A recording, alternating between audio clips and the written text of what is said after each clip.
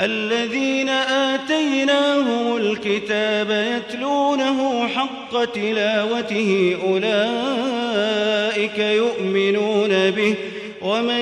يكفر به فأولئك هم الخاسرون। जिन लोगों को हमने किताब इनायत की है वो उसको ऐसा पढ़ते हैं जैसा उसके पढ़ने का हक है, यही लोग इस पर ईमान रखने वाले हैं, और जो इसको नहीं मानते वो खसारा पाने वाले हैं।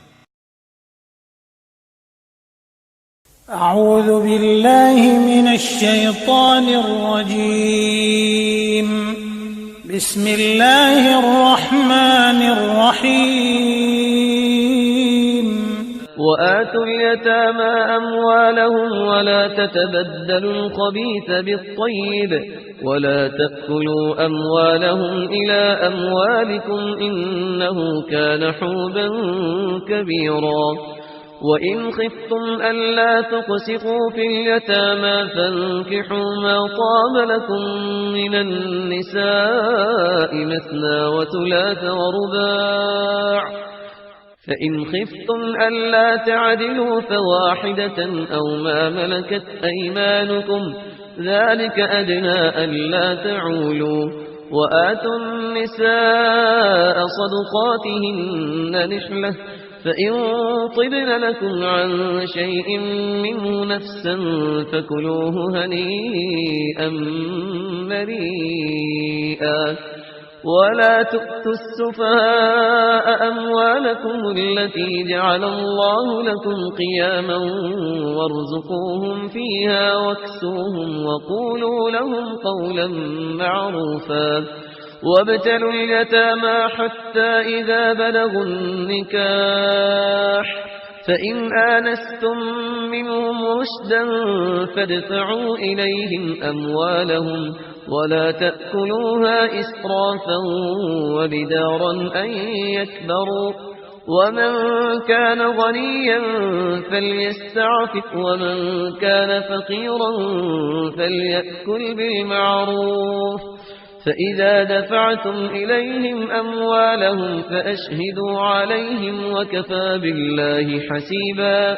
للرجال نصيب مما ترك الوالدان والأقربون وللنساء نصيب مما ترك الوالدان والأقربون مما قل منه أو كثر نصيبا مفروضا وإذا حضر القسمة أولو القربى واليتامى والمساكين فارزقوهم منه وقولوا لهم قولا معروفا وليخشى الذين لو تركوا من خلفهم ذرية ضعافا خافوا عليهم فليتقوا الله وليقولوا قولا سديدا إن الذين يأكلون أموال اليتامى ظلما إنما يأكلون في بطونهم نارا وسيصلون سعيرا يوصيكم الله في أولادكم للذكر مثل حظ الأنثيين فإن كن نساء فوق اثنتين فلهن ثلثا ما ترك وإن كانت واحدة فلها النصف ولأبويه وإن كانت واحدة فلها النصف ولأبويه لكل واحد منهما السدس مما ترك إن كان له ولد فإن لم يكن له ولد وورثه أبواه فلأمه الثلث فإن كان له إخوة فلأمه السدس من بعد وصية يوصي بها أو دين آباؤكم وأبناؤكم لا تدرون أيهم أقرب لكم نفعا فريضة من الله إن الله كان عليما حكيما وآتوا اليتامى أموالهم और वो जो दबे हुए तबकात हैं उनमें से यतीम एक अहम तबका था, उनके कोई हुकूक नहीं थे, माल उनके हड़प कर लिए जाते थे, कमज़ोर थे। वआतुल यतामा अम्वालहुम वला ततबद्दलुल खबीस बित्तय्यिब, उनका माल जो है उसमें से अच्छा अच्छा माल ले लिया, बुरा उनको अपना बुरा माल उनमें शामिल कर दिया। उन्हें क्या पता चला اگر اول تو یہ کہ ہڑپ ہی کر گئے، نہیں تو بہت متقی ہوئے تو چلیے تعداد پوری کر دی، لیکن یہ کہ ان کا جو اچھا مال تھا اپنے طرف لے لیا اور ردی مال ادھر لگا دیا۔ وَلَا تَأْكُلُوا أَمْوَالَهُمْ إِلَىٰ أَمْوَالِكُمْ، اور ان کے مال اپنے مالوں میں شامل کر کے ہڑپ نہ کرو۔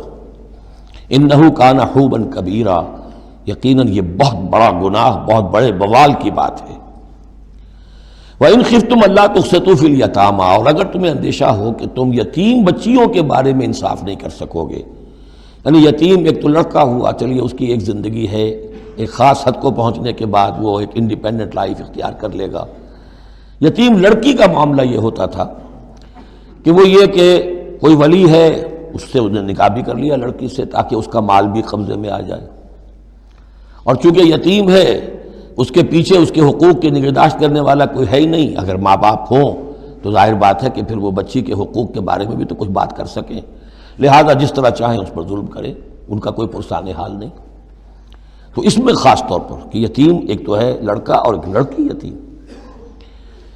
وَآتُوا الْيَتَامَىٰ، اسے منکرین سنت نے، منکرین حدیث نے اس آیت کو مختلف طریقے سے وہ تعبیر کیا ہے، لیکن وہ میں یہاں اس وقت بیان نہیں کر سکتا۔ جو مفہوم میں صحیح سمجھتا ہوں، جو سلف سے چلا آ رہا ہے، جو حضرت عائشہ صدیقہ رضی اللہ تعالی عنہا سے مروی ہے، تو میں وہی بات بیان کر رہا ہوں۔ یہاں جو ہے دوسری آیت میں، یہ تیسری آیت میں، وہ یتامہ سے مراد ہے یتیم بچیاں، یتیم خواتین۔ وَإِنْ خِفْتُمْ أَلَّا تُقْسِطُوا فِي الْيَتَامَىٰ فَانكِحُوا مَا طَابَ لَكُم مِّنَ النِّسَاءِ مَثْنَىٰ وَثُلَاثَ وَرُبَاعَ، تو پھر یہ ہے کہ تم ان یتیم بچیوں سے نکاح مت کرو، اور تمہیں جو پسند ہو، اگر ضرورت ہے دو دو تین تین چار چار کی حد تک تمہیں اجازت ہے، نکاح کر سکتے ہو۔ تعدد ازدواج کی یہی آیت قرآن مجید میں،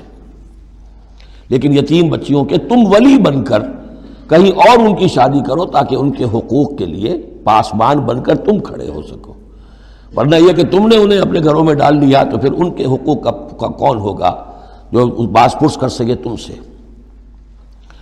فَإِنْ خِفْتُمْ أَلَّا تَعْدِلُوا، البتہ یہ جو ہم نے آزادی دی ہے دو دو تین تین چار چار، اس کی ایک شرط ہے، اور وہ یہ کہ اگر دو شادیاں ہیں، تین ہیں، چار ہیں، تو عدل ہو۔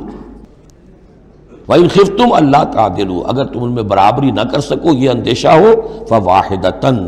تو پھر ایک ہی شادی کرو، ایک ہی بیوی، اس سے زائد نہیں۔ او ما ملکت ایمانکم، اور دوسرا کھاتا یہ ہے، یا جو تمہاری ملک یمین ہو، جو لونڈیاں ہوں، جو جنگوں میں غزوات میں جو بھی آتی تھی، وہ ایک علیحدہ معاملہ ہے، ان کی تعداد کے اوپر کوئی تعین نہیں ہے، لیکن پھر شادی ایک ہوگی۔ اگرچہ اس میں آگے چل کر بات آ جائے گی کہ اس انصاف میں قلبی رجحان اور میلان شامل نہیں ہے، جو چیز گنتی کی ہو سکتی ہے، ٹائم کتنا گزار رہے ہو، کس بیوی کے پاس کتنا، سب اس میں مساوات ہونی چاہیے۔ نان نفقہ کیا دے رہے ہو، کپڑے کیسے دے رہے ہو، ان تمام چیزوں میں جو کاؤنٹ ہو سکتی ہیں، جو مادی چیزیں ہیں، جو دیکھی بھالی جا سکتی ہیں، اس میں انصاف اور عدل لازم ہے۔ البتہ دلی رجحان اور میلان جس پر کہ انسان کو قابو نہیں ہوتا، اس میں گرفت نہیں ہے۔ ذالک ادنیٰ اللہ تعولوا، یہ اس سے قریب تر ہے کہ تم ایک ہی طرف کو نہ جھک پڑو، کہ ایک ہی بس بیوی کی طرف سارا میلان ہے، رجحان ہے،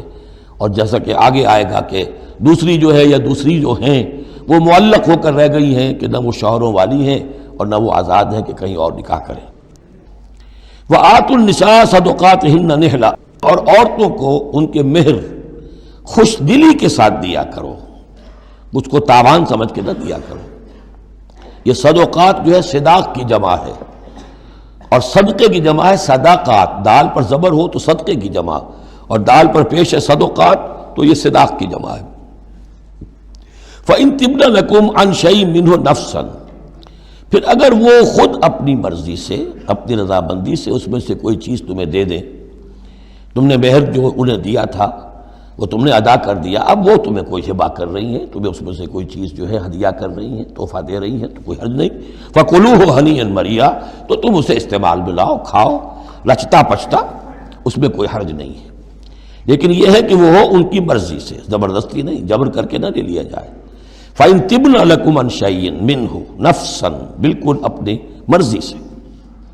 وَلَا تُؤْتُوا السُّفَهَاءَ أَمْوَالَكُمُ الَّتِي جَعَلَ اللَّهُ لَكُمْ قِيَامًا وَارْزُقُوهُمْ فِيهَا وَاكْسُوهُمْ وَقُولُوا لَهُمْ قَوْلًا مَّعْرُوفًا۔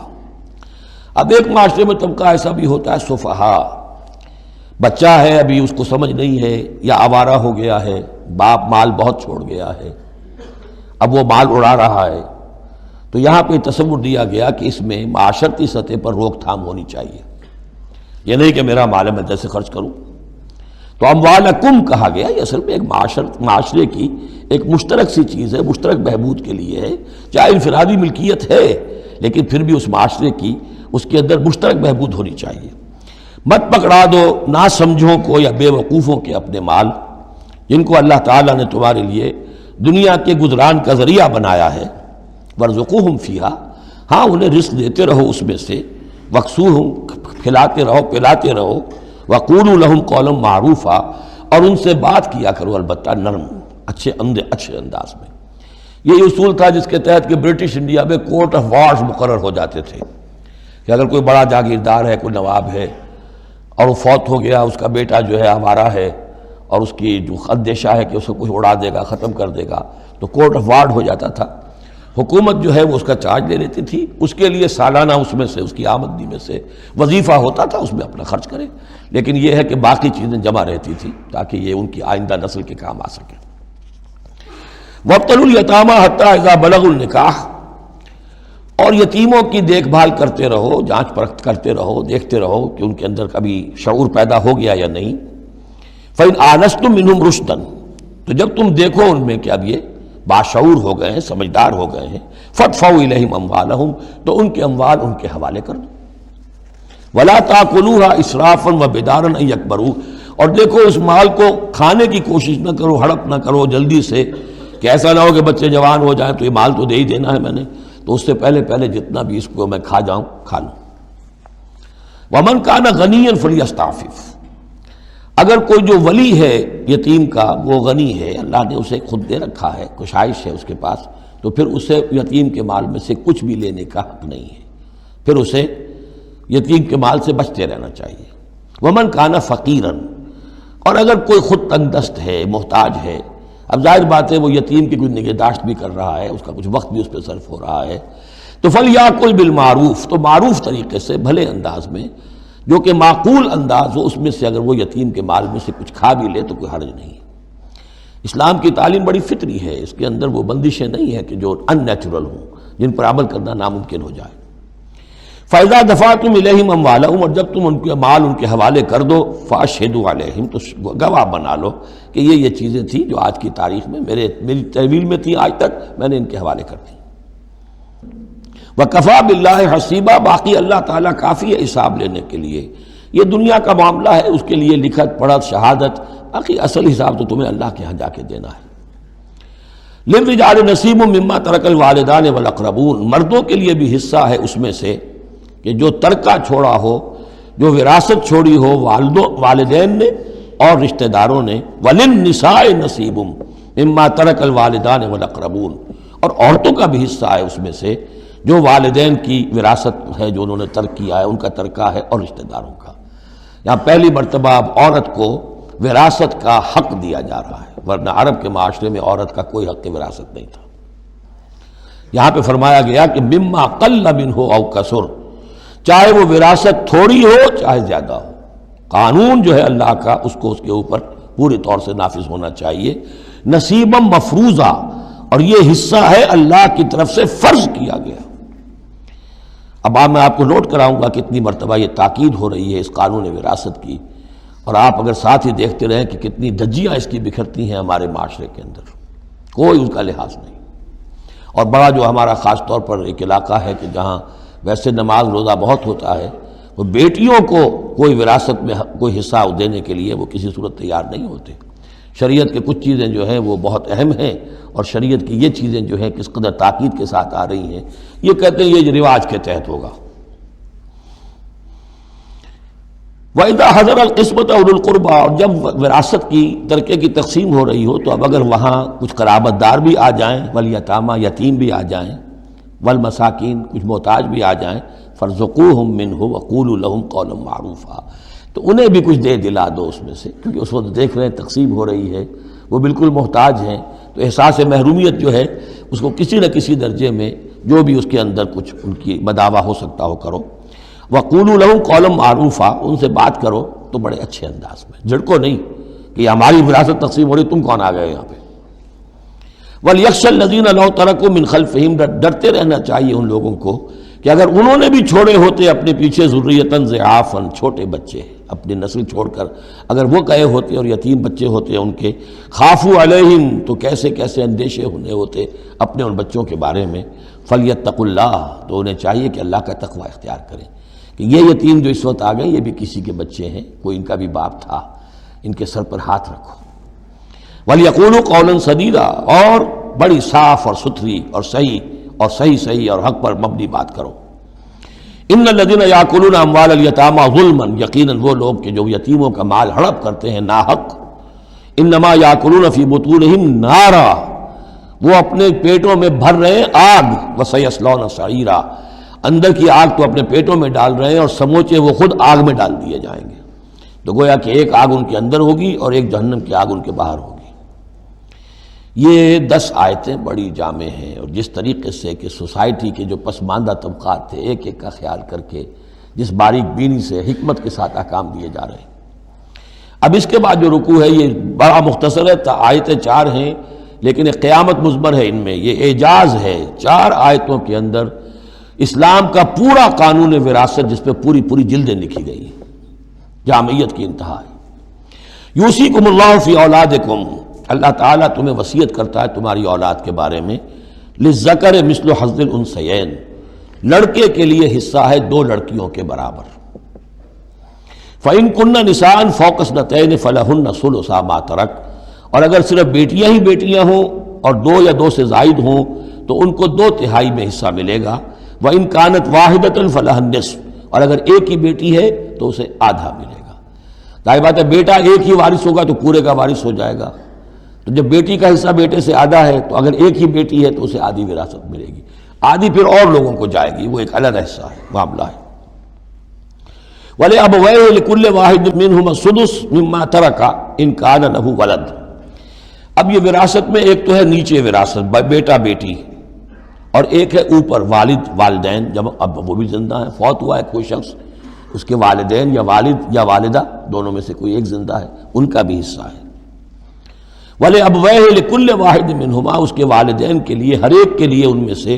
چھٹا حصہ ہے اس کے ترکے میں سے، مما ترک ان کان لہو ولد، اگر اس کے اولاد ہے۔ ایک شخص لاولد مر گیا ہے تو اور بات ہوگی، اولاد ہے تو چھٹا یعنی 1/3 حصہ والدین کو چلا گیا، 2/3 جو ہے اولاد میں تقسیم ہوگا۔ فَإِن لَّمْ يَكُن لَّهُ وَلَدٌ، اور اگر اس کی اولاد ہے ہی نہیں، لاولد فوت ہو رہا ہے، وَوَرِثَهُ أَبَوَاهُ، اور اس کے وارث اس کے والدین ہی ہیں، فَلِأُمِّهِ الثُّلُث، تو ماں کو 1/3 اور باپ کو 2/3، وہی وہ مرد کا باپ ماں سے عورت سے دگنا ہو جائے گا۔ فَإِن كَانَ لَهُ إِخْوَةٌ، اور اگر اس کے بہن بھائی ہو، فَلِأُمِّهِ السُّدُسُ مِن بَعْدِ وَصِيَّةٍ يُوصِي بِهَا أَوْ دَيْنٍ، تو پھر ماں کا حصہ جو ہے وہ پھر اور کم ہو جائے گا، چھٹا حصہ رہ جائے گا ثلث کی بجائے، تاکہ باپ کی طرف سے تو پھر بھائیوں کو وراثت جا سکے گی اس کے، لیکن ساتھ فرما دیا من بعد وصیت یوصی بہا او دین، وراثت کی تقسیم سے پہلے 2 کام کر لینے ہوں گے کہ اگر کوئی وصیت کی ہے اس وصیت کو پورا کیا جائے،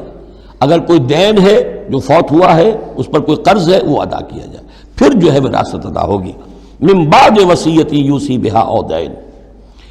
آباؤکم و ابناؤکم لا تدرون ایہم اقرب لکم نفعا،